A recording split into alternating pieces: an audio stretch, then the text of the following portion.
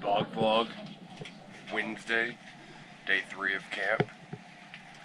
We are really tired. When I got up to take a shower this morning after having skipped breakfast, as I walked through the cabin, every one of my guys was still in bed, which is a sure sign of tiredness. However, I've been staying up late.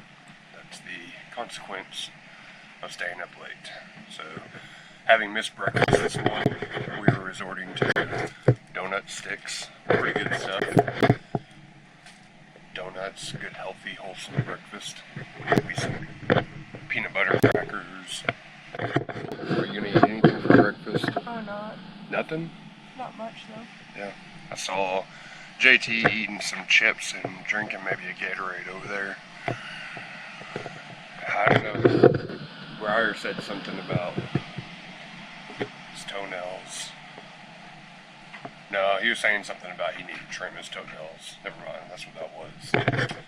Anyway, we're about to go to rec time, so everyone's gearing up for muddy, wet, sunshiny, getting dirty, competitive games. I'll catch you back later. Alright, so it's Wednesday morning, and I'm going to give you a little bit of inside information for something that we're not sure what is going down. But right now at the worship center, everyone is coming together, and last night we played a prank on them for when they arrive in the worship center this morning.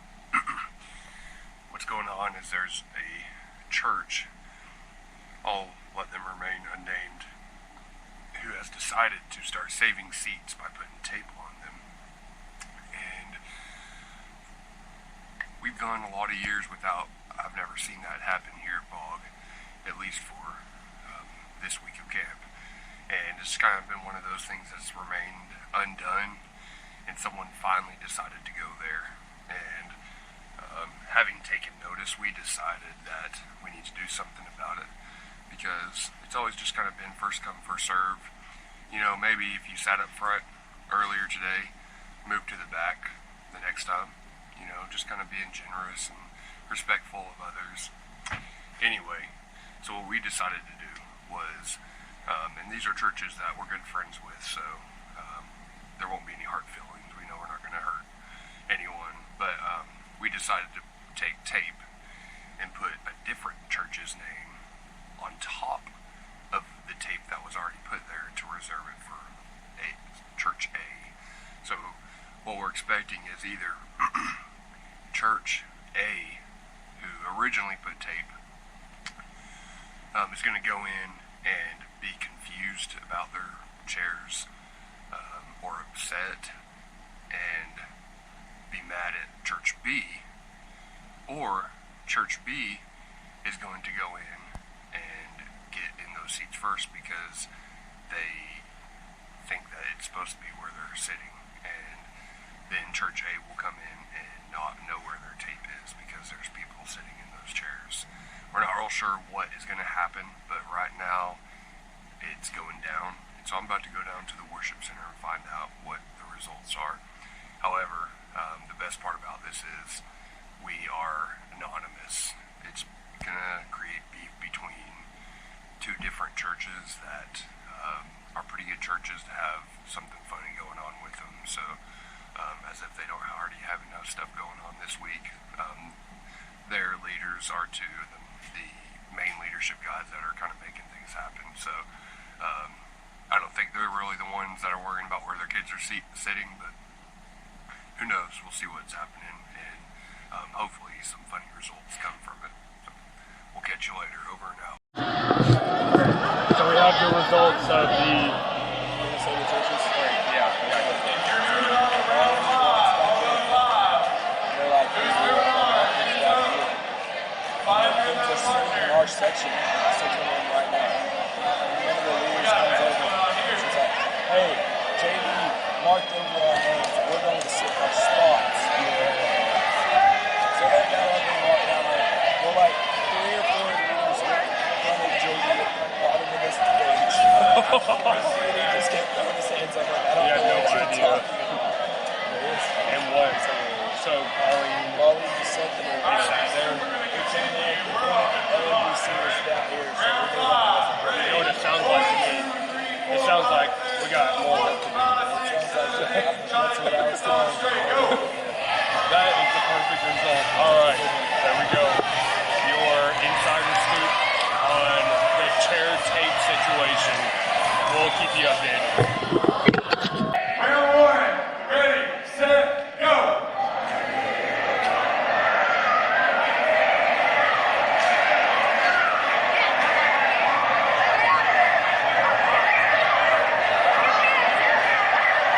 Oh, the monster. It's an intense battle going on here. All right. Let's see here. Who's got what it takes?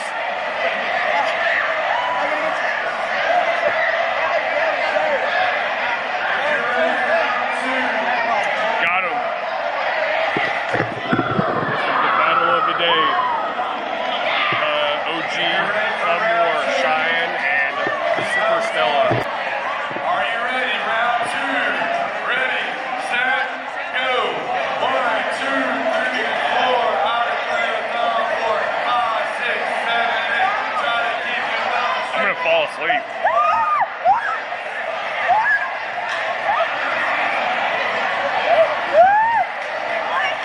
They're like going places.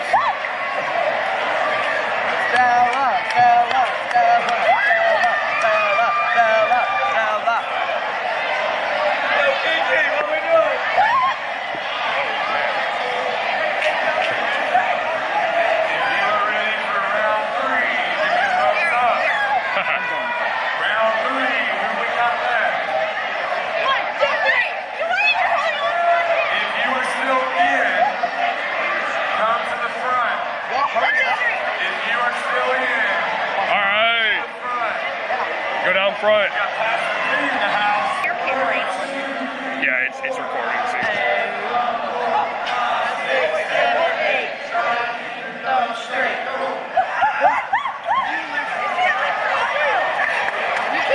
Get wrecked, Cheyenne. Oh my word, he destroyed you. Garrett, keep your thumbs away from me, dude. Alright, we're here with some good friends. City Reach pals. I met these girls a couple weeks ago in West Virginia, which they're not from West Virginia. You might have met them on the vlog before this point, but these girls were in my power team, prayer groups at City Reach. And the problem is, as Jasmine and I were talking about yesterday, those ended up not being much of our teams. We are grateful for some friends that joined us, but they kind of overwhelmed the vibe of the group. And so we kind of listened to them talk the whole time we were in our group, which is okay. So anyway, met these girls and thought we might do an interview of sorts with them, ask them about some things that's happening for their first time here at Bogg. So have y'all done any of the games? Did you do games yesterday? Oh, we did games, yes. We did games yesterday, but we weren't together at the time. So I was red and blue. Now it's green and red. Yeah, gotcha. So what y'all do in games? For my game, we played Santa, Frosty, Reindeer, and it's kind of like rock, paper, scissors, but I think it was, so Reindeer beats Frosty, Frosty beats Santa, Santa beats Reindeer. Show us, what's the, how do you know what you're doing? Okay, so basically, you're facing a person from the opposite team. There's a pool noodle in between you guys, and you turn around, and they go 1, 2, and you do either Santa, Frosty, or the reindeer. And each, I guess, position beats another. So, Rudolph beats Frosty, Frosty beats Santa, it's Rudolph. And you turn around and you won the position. And if you won, you got to pick up the noodle and hit the person before they run to the other side. But if you lost, you had to run to the other side without getting hit. Gotcha. Okay. So what do y'all feel about like the whole church camp thing? Oh, I love it. This is my first year, I think, at a real church camp. I've never done church camp before. I've always done like VBS or something, Yeah, or something like that. little. Okay. And I definitely love it. City Reach and Bogg though are a lot different in ways where Bogg feels more like an actual summer camp, and City Reach just feels like a mission trip. And I love it. I think I'm liking Bogg more than City Reach just because of the way it is. I feel like at City Reach I was always on my phone, always just distracted. But here I like actually interact with people, get to know people. And I'm glad that kind of City Reach and Bogg are connected in some way because of where the location is. Because I've seen so many people from City Reach here, and so it just makes me feel a lot more welcome because I already know people here. So I got to meet them. I imagine, and in that order, because City Reach you're kind of forced to meet people. Oh, yeah. And then, but if it was the other way around, you come to camp and you're like, oh, I know that person was at camp. Now I have to, it's a good order. I feel like, so like us. I mean, that's I would see y'all at camp and be like, well, I don't even know where those girls are from, But now it's So anyway, what were your, I don't know, like, did you have expectations? I guess I kind of asked Jasmine this yesterday. But like, did you have expectations for church camp that have or haven't been met? I guess not really, if I'm actually going to be honest. When I thought of Bogg, I thought of this because just of all the stories that I've been told of how it's so kind of like run down, all made of wood, all this stuff. So this is what I expected. I kind of did expect a lot more free time, if that makes any sense. Like Bogg rec time, I feel is more structured in some way. I just expected a lot more free time. People would walk around, roam around, but... Is that in a good way or a bad way? Good way. It's good? Yeah. You like it how it is? Okay. I think worship here at Bogg is the absolute best. It Really? is so fun. You like it better than City Reach? Oh, yes. Really? Yes. Worship night, oh my goodness gracious. Okay. Well, I do feel like at City Reach, At City Reach, I it just felt felt a more lot spiritually filled. moved. Yeah, Okay. like, Okay. Because the speaker, Dennis Blackerby, he was so good, and so is our speaker here. They're both amazing, and I just felt so spiritually full. Like he said, spiritually full, physically empty. But when I got home, have you ever heard of church camp depression? When you get home, Yeah. So I definitely felt that because I was so spiritually full, I didn't know what to do with it. Yeah. Because I'm not in the environment where everyone here is for the same purpose. Because in reality, not everyone believes in the same thing. So I don't know what I was going to do with myself. So I definitely felt the church camp depression after City Reach, and I definitely feel it after Bogg. no, because I just feel like, I don't know, I just feel like it's so much more fun and just like upbeat. Because at City Reach, they played amazing songs, like, slow. Renown and it is moves. such a good Renown, both the bands are good. I knew City Reach was going to be a hit with the speaker and band. So And I knew, like, this setup, the speaker and band that's here right now, is who did City Reach last year. And so when we went a different direction playing for City Reach, we were like, well, let's just get them for Bogg. And, we knew it'd be good too. So, but I'm glad you are enjoying it. So, but I'm honestly a little bit surprised you said you like this better than City Reach. So. I just feel like it's like, I just have a lot more fun with this worship. Yeah. It's a little bit like, Because I feel like they played such sad worship songs. Yeah, the songs, Really? like every song, there was not a moment that I didn't come out of the church falling in like mascara down my face. Yeah. Absolutely terrible. Every night we had worship. Well, and one thing I told Dustin, who's the People of the Earth leader, which I've known him for years, and he's come to Bogg, they've gone to City Reach. I've just kind of, throughout the years, kept tabs of what they're doing, and he was very pastoral this time, so, when he'd stop in the middle of his song and, give you, some scripture you know, and that kind of thing. And I'm like, man, this is powerful. Like, you're getting filled, you're getting fed and filled up. And it's like you said, like you leave and you're just like, whoa, you know, it's intense. And here it's not as intense, I guess I would say. I just feel like so much. I just feel like the band is mainly just for like youth, like our colder youth age group. So like it's targeted just right there. So it moves us, like it just like helps us, like I don't know, just like have a lot more like.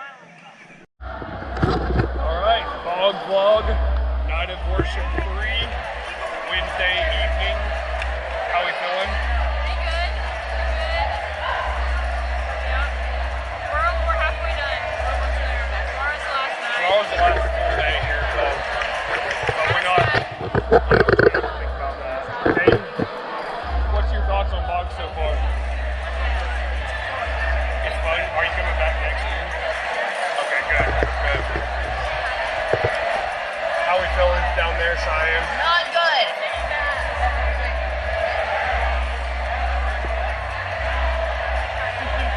Perfect.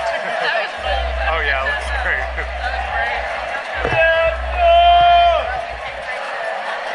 We got Dawn down here taking videos. Oh, there's a good-looking guy.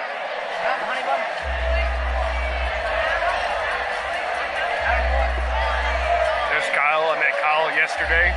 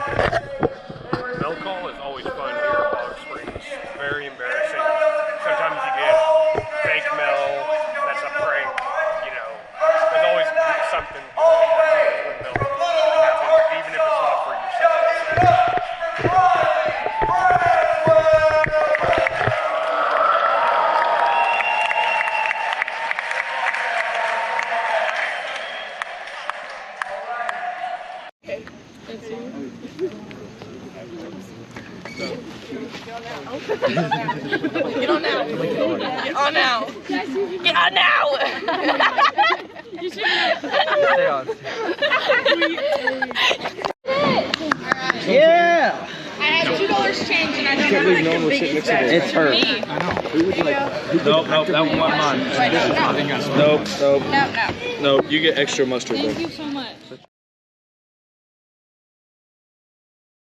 Alright, so it's night 2 of the pranks. We are in the worship center, having to sneak around, trying not to catch attention, but Pauline, or said church, has taped up some chairs again, as you can see.